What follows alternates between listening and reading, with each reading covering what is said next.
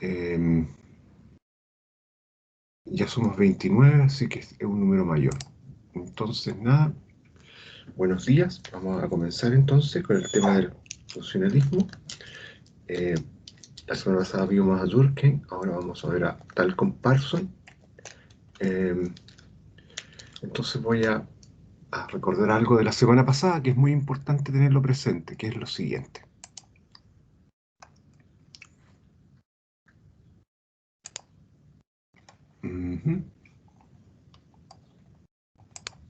Teoría funcionalista. La semana pasada vimos a un representante que es Durkheim. Sí. Pero antes de eso, ¿qué dicen los funcionalistas? Antes de, en general, digamos. Dicen que si nosotros queremos analizar en la sociedad de forma lógica, si queremos analizar el concepto de sociedad en forma lógica, entonces tendríamos que preguntarnos qué ocurre si una sociedad muy grande o muy pequeña, una sociedad simple o muy compleja, ha de sobrevivir y desarrollarse. Entonces nos deberíamos preguntar qué debe hacer una sociedad grande, pequeña o simple o compleja, aquí, para desarrollarse. ¿Qué debe hacer? Entonces, ¿qué dicen los funcionalistas? Dicen que primero la sociedad tendría que reclutar nuevos miembros en la medida que las generaciones viejas van desapareciendo. ¿Mm? Entonces, claro, usted comprenderá que lo primero es lo primero. Hay que mantener la cantidad de personas dentro de la sociedad para que esta sociedad no desaparezca. Entonces, desde esa perspectiva, eso es lo primero. Segundo, eh, lo que debemos hacer es tener un lenguaje común, ¿sí? Para poder conversar, para poder discutir. Pero también hay que tener un grado de acuerdo, porque si no hay grado de acuerdo, entonces la sociedad se desarticula, ¿sí? Ya no funciona. ¿Sí? Entonces las instituciones que la representan no funcionan. Y el grado de acuerdo no es con cualquier cosa, sino que en torno a ciertos valores básicos. ¿Entre quiénes? Entre los que conservan, entre los que componen la sociedad. Entonces, usted tendrá que tener presente aquí que para que una sociedad se desarrolle, entonces tiene que resolver, tiene que suministrar, tiene que tener nuevos miembros, tiene que tener la capacidad de conversar, de llegar a acuerdos y tener valores en común. Pero entonces, además de eso, ellos dicen que hay que fijarse que la sociedad tiene ciertas instituciones. Bueno, estas instituciones son las que están acá. La familia, las económicas, las políticas, las religiosas y la educación, que es nuestro ámbito de desarrollo profesional. Y nosotros, como institución educativa, entendiendo que somos parte de la escuela, formamos las nuevas generaciones. Acuérdense que la primera educadora es la familia, ¿sí? Y después la escuela. Pero nosotros, nuestro trabajo fundamental es formar a las nuevas generaciones. Bien, hasta aquí. ¿Alguna pregunta? Yo sé que es muy temprano, estamos todos despertando, pero ¿alguna pregunta, alguna duda?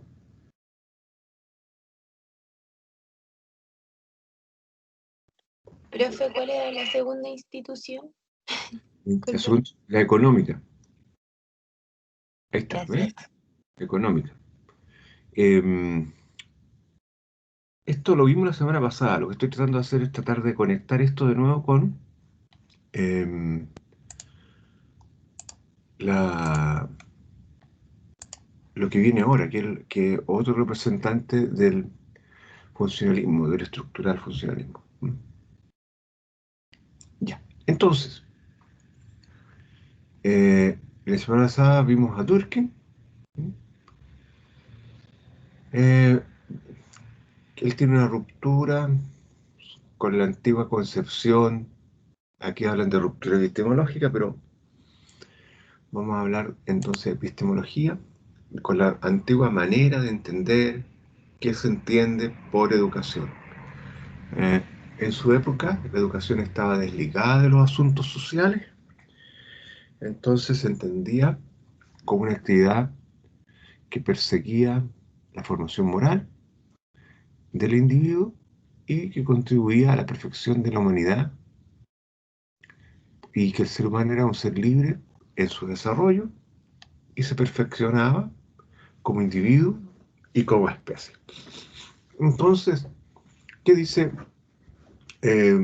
Durkheim? Dice, se desconecta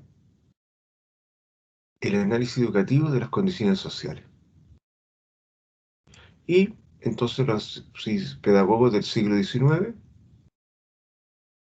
sí, consideraban la educación como algo eminentemente individual, ¿sí? Y por lo tanto no le daban ningún peso al tema social. Bien, eh, ¿alguna pregunta hasta aquí?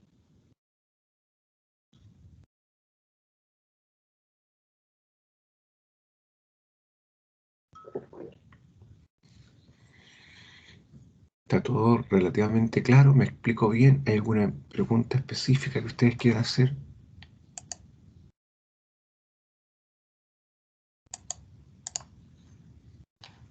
Bien, entonces seguimos. Y aquí aparece entonces Durkheim diciendo que hay tres tesis que son fundamentales, que ustedes las leyeron ya. Eh, Primero, el desarrollo de la tesis histórica de que las transformaciones del sistema educativo eran la consecuencia causal de cambios económicos y sociales externos en la sociedad considerada globalmente, es decir, el sistema educativo, compuesto por el Ministerio de Educación, Mineduc, compuesto por la prebásica, compuesto por la básica, la enseñanza media y la educación superior, se transforma producto de los cambios que existen en la sociedad, en la economía, de forma global. Es decir, los cambios del sistema educativo no son producto del mismo sistema educativo. No es que a alguien se le ocurra en la prebásica, piense así, mire por la ventana y diga, ah, tenemos que cambiar. No, se producen los cambios porque eh, la sociedad, en cuanto al tema económico y en cuanto al tema social, exige, propone cambios. Por lo tanto, la educación tiene que responder a esos cambios. Entonces, eh, es fundamental tener presente esto, y así podríamos decir entonces que el sistema educativo está directamente conectado con la economía y con lo social. Por lo tanto, la educación no es un tema individual, sino es un tema económico-social. Bien, em, preguntas, estimados estudiantes. Esto es lo que dice Durkheim, ¿eh? La primera tesis histórica. ¿Alguna pregunta? Es muy temprano aún, ¿eh?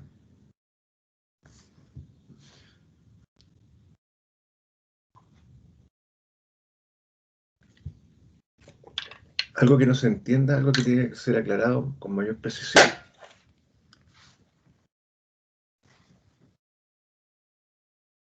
¿Jóvenes?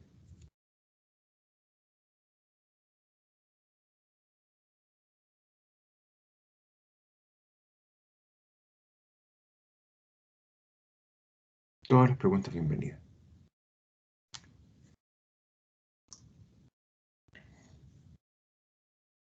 Ya. Un ejemplo de esto, los pingüinos salieron a la calle, presionaron, presionaron, presionaron.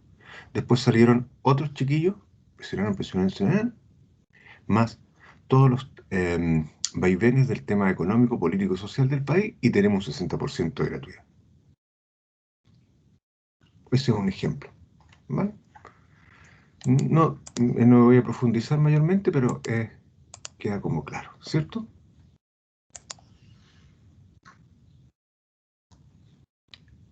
Bien, vamos a la segunda tesis. Las características de las estructuras educativas y de sus contenidos culturales guardan una fuerte relación con la necesidad de la sociedad. ¿Cuáles son las estructuras educativas? ¿Cuáles son los contenidos culturales? El currículum, por ejemplo. Se nos enseña contenidos culturales en el currículum para que después nosotros podamos responder a las necesidades de la sociedad.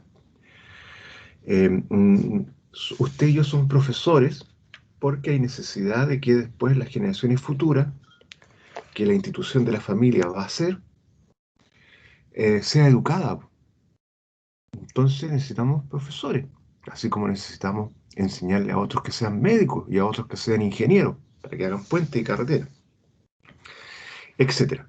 ¿Sí? Entonces, y también se necesita que exista, por ejemplo, una educación pre-básica para que reciba a los niños y a las niñas y desde chiquitito los estimule y los desarrolle como ser humano. Luego, una básica.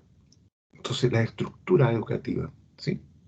Está todo relacionado con los procesos que tiene la sociedad. Por ejemplo, en este país se da comida en los colegios. ¿Por qué? Porque hay mucha gente que no tiene cómo comer, porque este es un país en donde hay gente que está con problemas económicos. Entonces, ¿qué es lo que hace la escuela? Satisface esa necesidad social y se convierte también en un espacio en donde se da y se brinda no solo educación, formación humana, sino que también comida. ¿Mm? Bien, según tercera tesis.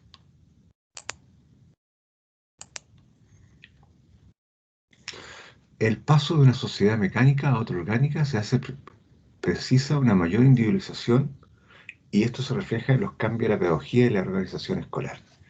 Bueno, el paso de una sociedad en donde las funciones, en la sociedad mecánica, las funciones que tienen las personas están súper delimitadas, ¿sí? Y está todo súper estructurado. En cambio, en la sociedad orgánica es mucho más complejo esto, ¿eh? Pero es para que me entienda solamente. Las funciones de las personas en la sociedad están menos delimitadas y son más complejas. Y los procesos de una sociedad orgánica eh, son mucho más especializados, ¿no? En la época de los 60 no habían tantos especialistas como hay hoy día. Hoy día, por ejemplo, un traumatólogo, que es un médico que se dedica a ver el tema de los huesos, ¿sí? Un médico, ¿no? Un médico. Eh, Hoy día están especializados hasta por médicos traumatólogos para pies, otros para manos, otros para rodillas, otros para cadera. Antes los traumatólogos estaban especializados, eran como más generalistas, ¿sí? Hoy día se han especializado. ¿Por qué? Porque estamos en una sociedad orgánica, ¿sí? La gente se ha ido especializando porque el conocimiento ha abarcado tanto y hay tanta información dando vuelta que se va necesitando gente que se haga cargo de cada espacio que existe y que dé cuenta de eso. ¿M? Bueno, todo eso ha traído cambios en nuestro trabajo como educadores. ¿M? Por lo tanto, hoy día se necesita que las personas manejen tengan una serie de herramientas que se les llama estrategias didácticas para que con esas herramientas puedan hacer que los estudiantes aprendan bien los contenidos en los cuales se les está exponiendo. Antes uno podía hacer una sola estrategia o una sola forma de enseñanza y entonces los que no aprendían así eran simplemente catalogados de poco estudiosos. Hoy día, en cambio, para enseñar un problema matemático, no basta con que usted lo enseñe de una forma, tiene que enseñarlo de varias formas para que un estudiante pueda entenderlo. No hay solo una estrategia, no hay solo una didáctica, no hay solo un procedimiento, no hay solo una estrategia didáctica o una estrategia de aprendizaje para enseñar a pensar en matemática, para enseñar a pensar álgebra, para enseñar a pensar logaritmo, para enseñar a pensar geometría, para enseñar los ángulos de los triángulos. No solo se pueden enseñar de una forma, se pueden enseñar de varias formas, de varias estrategias. Bueno, con esas varias estrategias, algunas les servirá a todos los que tienen su sala, que van a ser 40, para que las personas puedan aprender. Entonces, la complejidad de una sociedad mecánica, que es menor a la complejidad de una sociedad orgánica, hace que la gente se especialice, ¿sí? Se producen procesos de individualización, tanto en lo personal como en lo profesional, pero también esto repercute en nosotros como pedagogos, ¿sí? Y nos obliga a especializarnos, ¿sí? Y no solo en los procesos de enseñanza-aprendizaje, sino también en la organización escolar, ¿sí? En cómo se administra un colegio, ¿sí? Un director de un colegio no tiene nada que ver hoy día con lo que hace, con lo que se hacía hace 20 años atrás, ¿sí? Em, es más, se- la administración escolar después se llamó gestión escolar, como se llama hoy día. No obstante, hoy día ya no se entiende solo cómo gestionar recursos humanos y recursos am, no humanos, ¿sí? Hoy día se entiende que la gestión escolar es para producir aprendizaje de calidad. ¿Mm? Entonces todo va avanzando y todo va caminando. Bien, estimados estudiantes, ¿preguntas?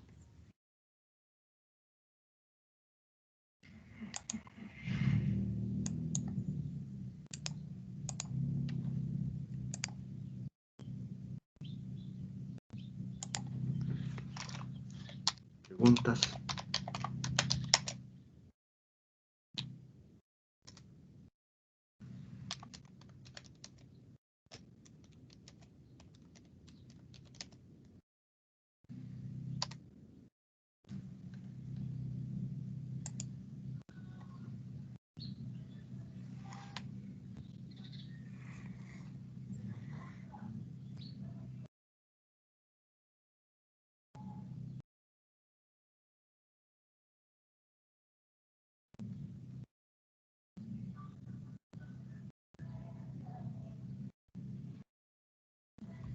¿Preguntas? Bueno, sigo entonces.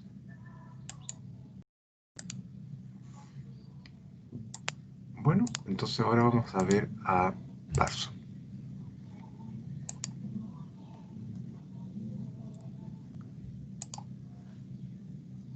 ¿Se ve ahí, jóvenes, la proyección? Sí se ve. Lo que pasa es que no tengo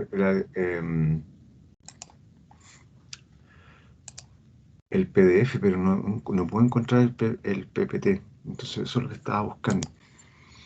Bien, entonces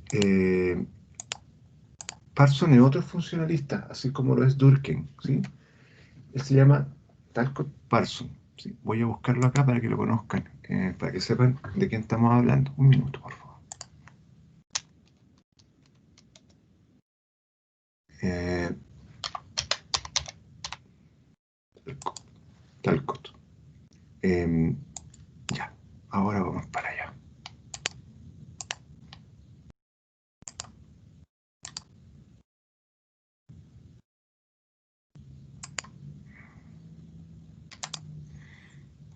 Ahí está, ¿se ve?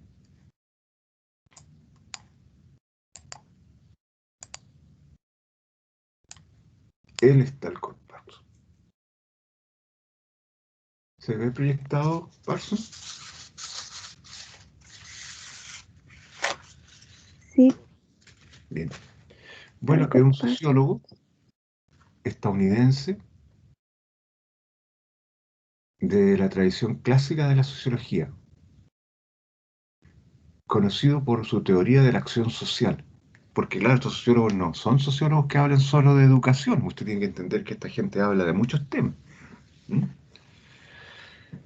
Y su enfoque estructural funcionalista. ¿Se fija? Estructural funcionalismo. Funcionalismo. Tendría que poner acá estructural funcionalista. Pero yo puse funcionalismo nomás, ¿vale? Pero es estructural. Igual que el otro de Durkheim, ¿no? Entonces vamos a agregarlo, pero aquí no se puede agregar porque es un, un, un PDF. Bueno, nació en 1902, Colorado, y falleció en 1979 en Múnich, Alemania. Emigró, ya no vivía en Estados Unidos. Fue influenciado por Max Weber, un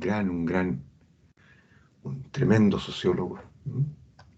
Emil Durkheim, que el que acabamos de ver la clase anterior, y las tres teorías que estamos viendo ahora, otro gran sociólogo. Alfred Schut, otro gran sociólogo, y otros más, ¿sí?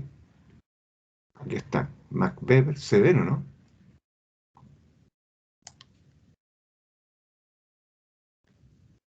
¿Se ven o no se ven? Sí, se ve. Sí, se ve. Sí, Max Weber, sí, un gran sociólogo, ¿sí? Emil Durkheim, que lo vimos la clase pasada, Alfred Schut, Wilfredo Pareto, Alfredo Whitehead, Edward Sills, Lawrence Joseph Henderson y Walton Hale Hamilton. O si lo quiere pronunciar en inglés, Walton, ¿cierto? Bien, pero los holandeses pronuncian la W como B, Walton. Bueno, como usted ve, toda esta gente ha tenido detrás mucha gente que lo ha de alguna forma privilegiado, ¿sí? Porque tuvieron la posibilidad de estar con gente de primera línea. Bueno, nosotros vamos a ver entonces el tema del funcionalismo de Parsons. Para allá vamos. ¿Qué dice Parsons? Eso es lo que vamos a ver ahora.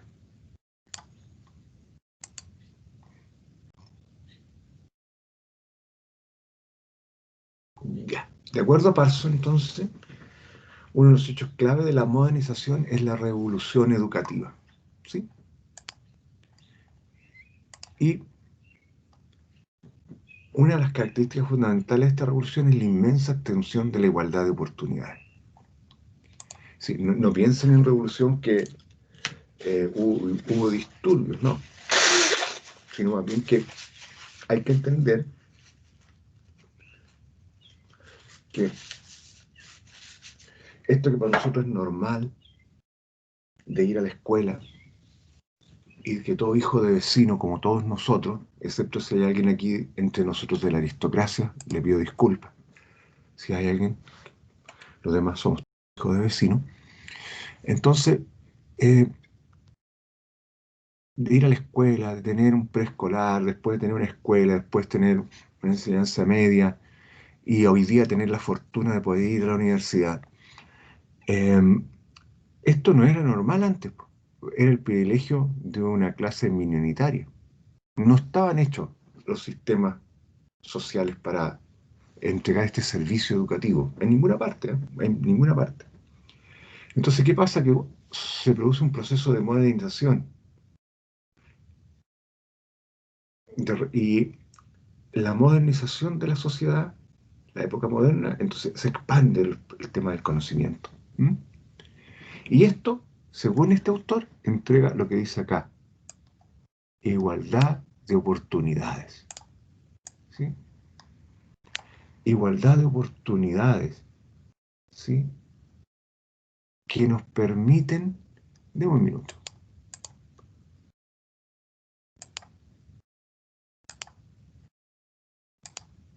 Ahí está. Igualdad de oportunidades, así voy a poder rayar, que nos permiten decir entonces que la gente puede ir a los colegios, puede ir a la prebásica, puede ir a los liceos, ¿sí? Y desde esa perspectiva entonces se produce lo que para nosotros hoy día es normal, que antes no era normal, estimados estudiantes, ¿sí? ¿Por qué? Porque no había capacidad para brindar este servicio. Bueno, entonces, como no había esa capacidad, pues, con la modernidad se produce este proceso y se expande esto. Em, yo soy de la época en donde en los liceos eh, se daban 3 jornadas de clase. Yo iba por la mañana, por la tarde iba a otra jornada y por la noche iba la gente que no había podido estudiar y que trabajaba todo el día y tenía clases de las 7 hasta las 11:30 de la noche. Usted comprenderá entonces que los liceos estaban siempre calentitos. Bueno, ¿qué es lo que dice Parson además de esto? Bueno, ¿alguna pregunta de esto de lo que estoy hablando? ¿Jóvenes? Aquí está mi cámara, que me he olvidado activarla. ¿Alguna pregunta?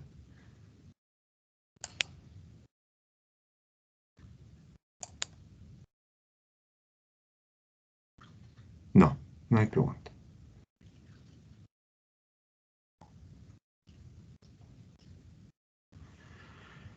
Bueno, em, él dice que la igualdad de oportunidades acarrea diferencias de logro por las diferencias individuales en cuanto a habilidades, orientaciones familiares y motivaciones individuales.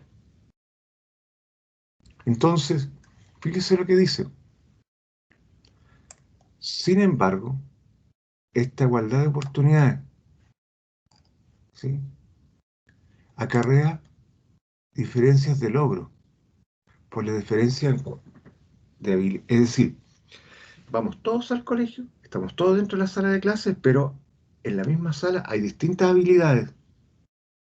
Además, cada uno de nosotros tiene una familia detrás y esa familia nos ha dicho, nos ha inculcado aspiraciones y actitudes distintas respecto a la educación. A algunos les dicen, estudia, estudia, estudia, a otros ni le dicen nada, a otros más bien, y a otros incluso le dicen, mejor anda a trabajar. Pero como la gente igual quiere estudiar, está aquí como mono porfiado tratando de estudiar.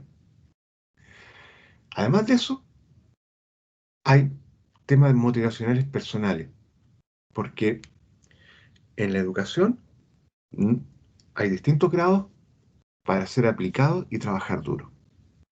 Entonces, lo que aparentemente es una igualdad de oportunidades porque hay escuelas abiertas, públicas, para la gran mayoría de las personas de una sociedad, no obstante, cuando esas personas ingresan a esa escuela, adentro, en las salas de clases, hay diferencias en cuanto a habilidades personales, ¿sí?, en cuanto a la carga de aspiración y actitudes que nos dijo nuestra familia y en cuanto a lo que uno quiere hacer, cuán motivado está para hacer ese trabajo.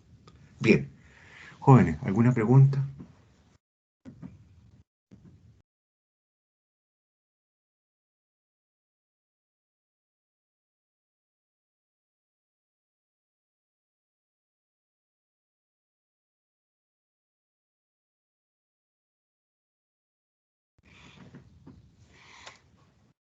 ¿Alguna pregunta, jóvenes? No, profe, por mi parte no.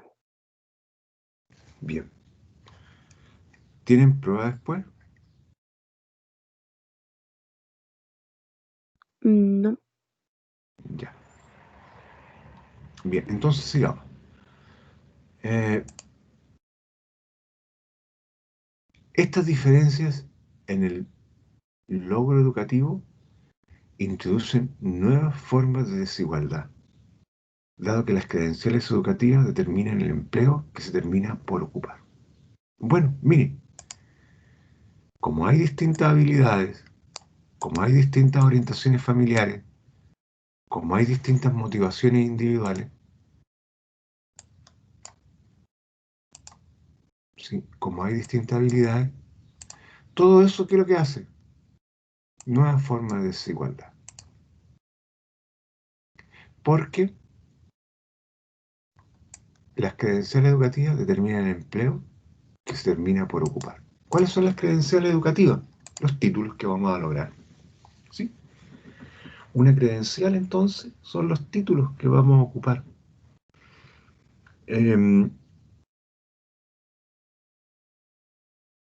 la medida que estos procesos se van dando al interior de las salas de clase, en los distintos niveles educativos, entonces las personas se van diferenciando y entonces esto permite que las personas también vayan diferenciándose, y al ir diferenciándose entonces las personas después también se van diferenciando en los empleos que van ocupando cuando van trabajando en la sociedad. Bien, entonces, desde esa perspectiva, nosotros, ¿sí?, tenemos que decir que la principal función de esas desigualdades se consiguen eh, a través del proceso de socialización.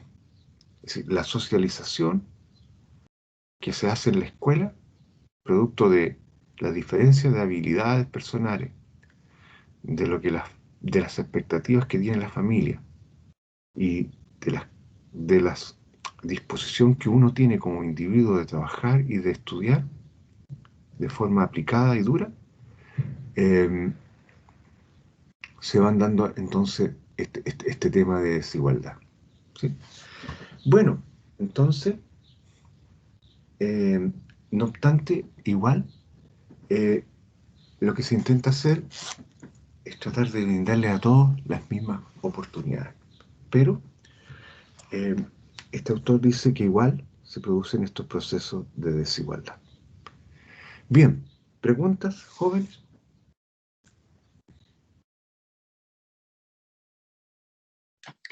Profe, no entiendo muy bien la redacción del primer párrafo. La, la función de las desigualdades es el proceso de socialización. Como que no sé, no lo entiendo muy bien la redacción. Ah, sí, sí. Sí, lo que pasa es que tengo que haberlo escrito muy rápido, ¿no? Eh, pero en el fondo, la socialización, lo que produce allí, ¿sí?, la socialización que se produce a través de los contenidos que se entregan y de los trabajos que se hacen en el tema escolar, va produciendo la desigualdad, ¿sí? Pero producto de esto, mire, de las diferencias que hay de habilidades, de la orientación de la familia y la motivación individual. Eso produce nuevas formas de desigualdad. Y entonces, ¿eso cómo se llama? Socialización. Uno llega a la escuela, le enseñan matemáticas. Uno llega a la escuela y le enseñan lectura. Uno llega a la escuela y le enseñan historia. ¿Sí? Los estudiantes se enfrentan a esos contenidos, se enfrentan a esa formación humana, y una vez que se enfrenta a esa formación humana, aparecen entonces las habilidades que tiene cada individuo para poder entender esos contenidos. ¿Sí?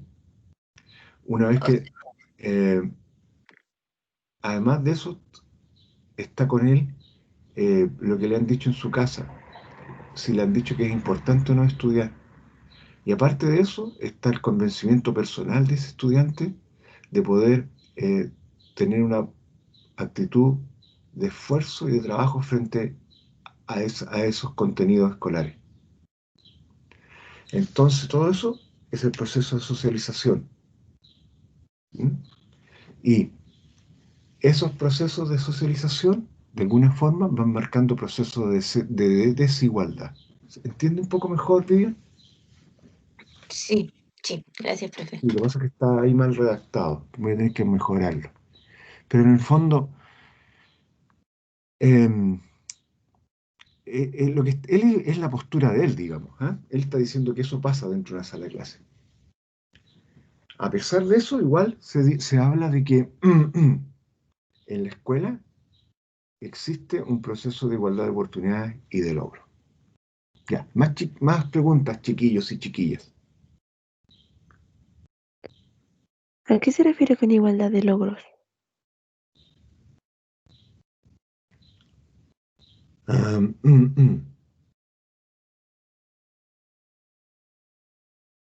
La importancia de que todos podamos tener acceso a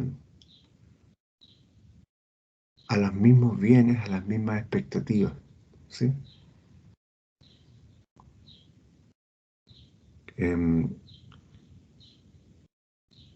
Que todos puedan aprender, ¿no?, a sumar bien, ¿sí? Que todos puedan aprender a leer comprensivamente, que todos los niños y niñas de las escuelas puedan aprender a decidir bien. Algo más importante todavía, que la suma que usted le va a enseñar, supongamos que usted hace clase en básica, cosa que no va a hacer, pero supongamos que van a ser profesores de matemática en básica, que la suma que les enseña y la división, la resta y la multiplicación, suma, división,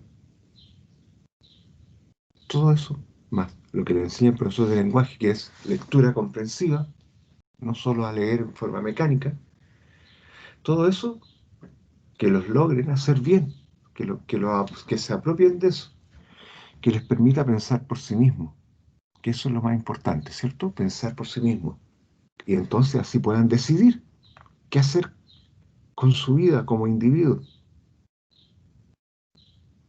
y también qué hacer con su vida como sociedad. Pensar de forma autónoma, lo que le dé la gana, pero con fundamentos. ¿Cómo se logra eso? Leyendo comprensivamente. No se logra siendo ingeniero, no se logra siendo matemático. Por eso que la lectura es lo más revolucionario que hay, jóvenes.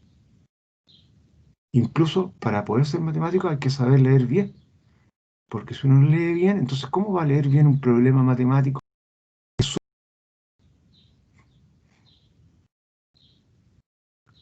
El aprendizaje más profundo que tiene un ser humano es saber leer bien. Claro, la gente no lo entiende, entonces cree que ser humanista es muy fácil. Y cuando yo era estudiante en la enseñanza media, eh, se pensaba eso. Y en realidad, imagínense todo lo bueno que sería poder leer en forma comprensiva y escribir bien. Nos ahorraríamos muchos problemas después, sobre todo en la universidad. Entonces, igualdad de oportunidades y de logro. Yo quiero tener una educación de calidad porque quiero llegar a la universidad. Eso es una igualdad de oportunidades y de logro. ¿Sí? Entonces, ¿pero qué dice Parson? Que eso está de alguna forma dificultado por esto de acá, jóvenes, miren. Porque cada uno, no todos tienen las mismas habilidades, no todos tienen la misma orientación familiar y no todos están motivados a trabajar aplicadamente y duro.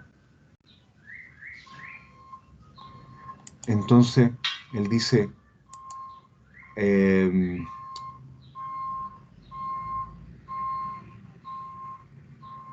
la escuela,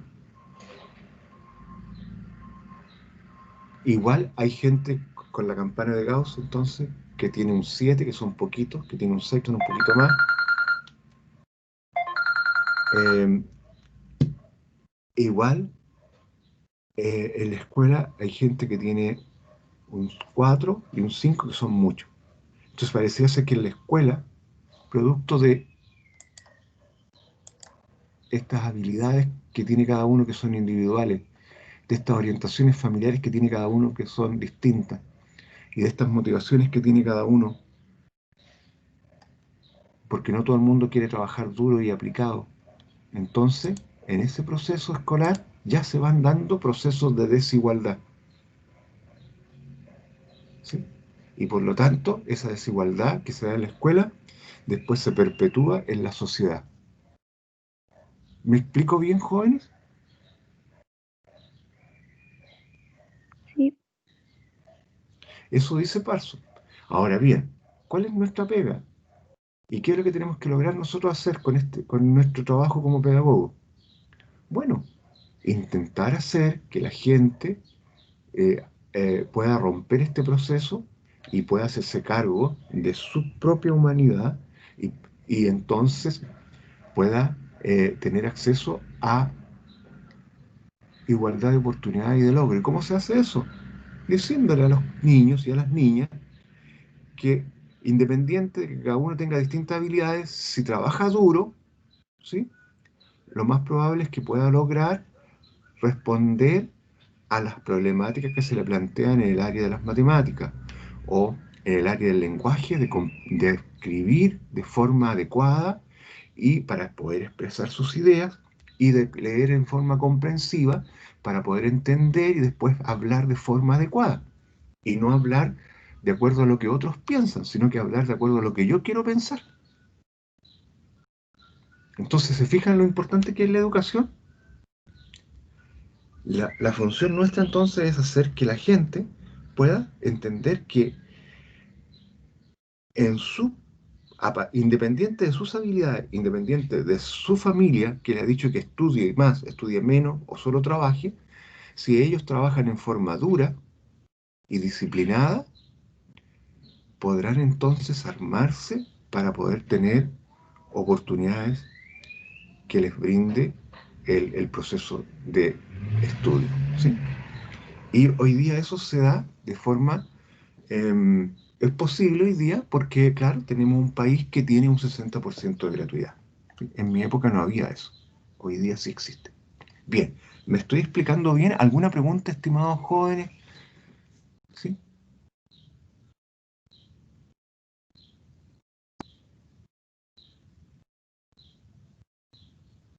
¿Queda claro? No, profe. Sí, queda claro. Entonces, ¿se fija que es re importante el trabajo que nosotros hacemos? ¿Mm? Porque tenemos que disciplinar el deseo de los alumnos para que sean aplicados y trabajar duro. Si no nos hacen caso, ya no podemos hacer mucho, pero si nos hacen caso, lo más probable es que les vaya relativamente bien después. Bien, eso dice Parso. Estoy pensando lo que podemos sacar para nosotros como experiencia, como aprendizaje para nuestro trabajo en la sala de clase. ¿Ah? Parsons no dice todo lo que estoy diciendo yo, sino que simplemente dice lo que está ahí en las diapositivas. ¿Sí? Lo que yo estoy tratando de hacer es llevar eso a nuestro trabajo cotidiano. ¿Mm? Entonces, cuando se accede a la escuela, todos los alumnos son tratados del mismo modo. ¿Sí? ¿Se fija? Se les asignan los mismos deberes y son evaluados siguiendo criterios objetivos. ¿Sí? Gradualmente, los alumnos son diferenciados a partir del logro. Unos rinden más que otros. Bueno, entonces, esto que está aquí, que es una realidad, es la realidad que nosotros tenemos que intentar hacer que que independiente que unos rindan más que otros, que los que rinden menos, tenemos que tratar de entregarles herramientas para que puedan también tener acceso a oportunidades y puedan lograr sus aprendizajes. Eso ya lo digo yo, ¿ah? Como una especie de, de acercamiento a nuestro trabajo pedagógico. Bien, eh, este proceso lleva una jerarquía académica a partir de las calificaciones y constituye un criterio clave para la asignación de estatus futuro en la sociedad. ¿Sí? ¿Qué es lo que dice Parsons? Dice, como hay alumnos de 7, como hay alumnos de 6, como hay alumnos de 5, a muchos alumnos de 4 y algunos que reprueban, eso mismo después se replica en la sociedad. Los que tienen las mejores notas ocupan las mejores profesiones y así se va repartiendo el tema. Y los que no tienen mejores notas tienen los peores empleos y por supuesto tienen una vida más difícil. ¿Sí? Estatus futuros, la asignación de estatus futuros. ¿Sí? ¿Se entiende bien lo que estoy diciendo? ¿Sí? Uy, quebré la tapita.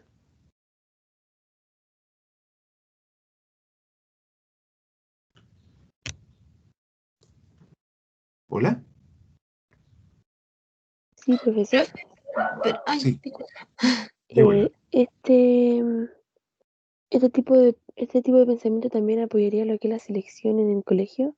O sea, Un por poquito ejemplo, más alto, seleccionar Débora, a algo. porque estoy medio Ay, sordo, parece. No escucho disculpe, nada. ¿me escucha bien ahí? Ahí sí. Que este tipo de pensamiento también, o sea, apoyaría lo que es la selección en el colegio. O sea, por ejemplo, los mejores alumnos en los cursos más, no sé, po, en el A, Sí, pues, después la Débora. nota más baja en el Sí, pues, B, Débora. en el C, así. Sí, pues. Mm, Por eso, por ejemplo, en algunos liceos, cuando son de selección, es fácil trabajar así, pues, ¿o no?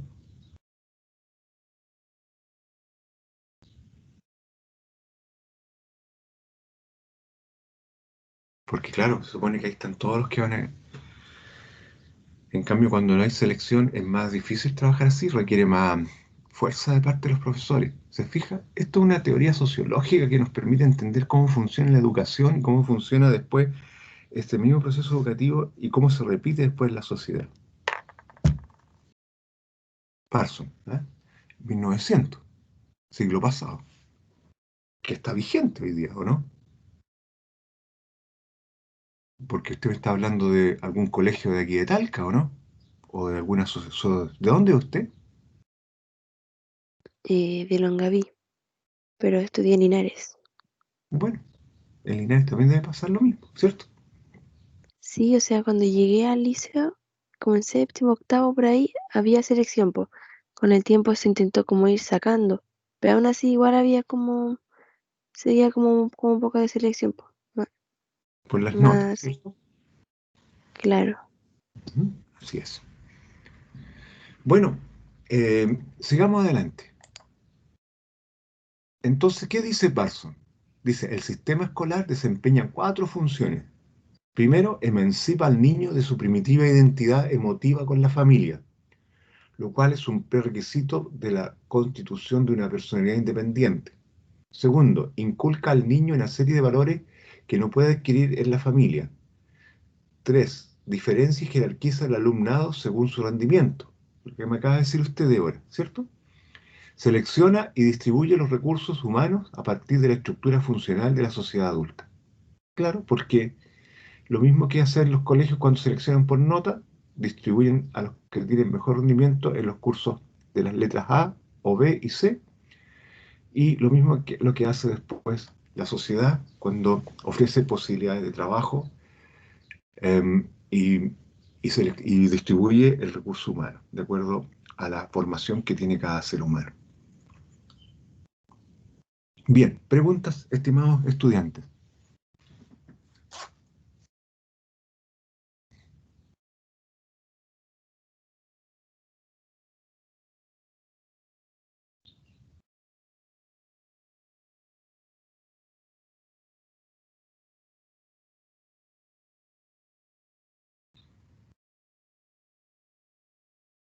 ¿Preguntas? Chuta, se me quedan dormidos de nuevo. Está bien que este sea difícil, pero no se me queden dormidos, po. ¿Alguna pregunta? Profe, ¿cuál podría ser un ejemplo de algún valor que no se puede adquirir en la familia?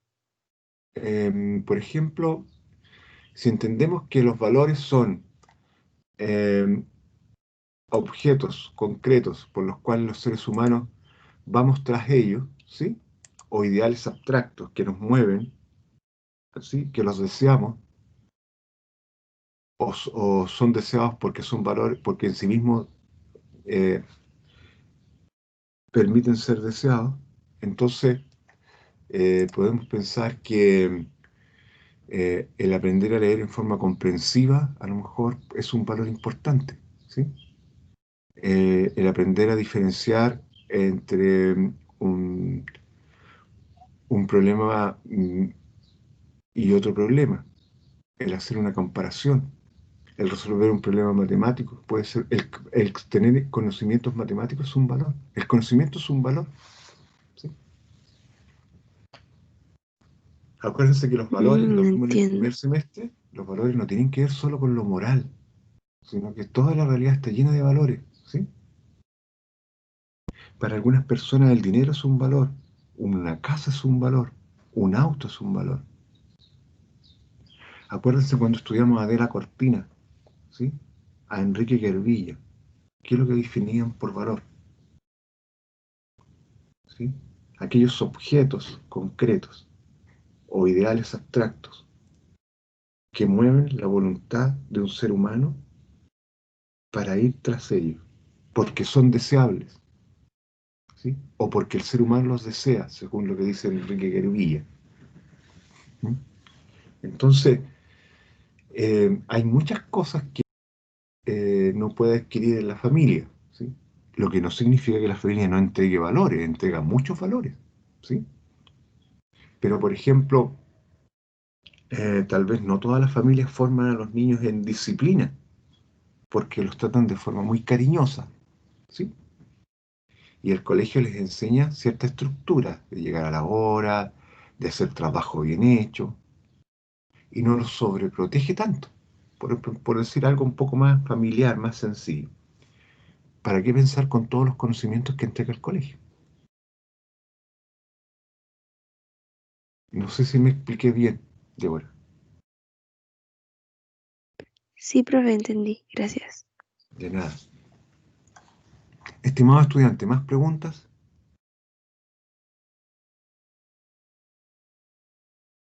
¿Preguntas?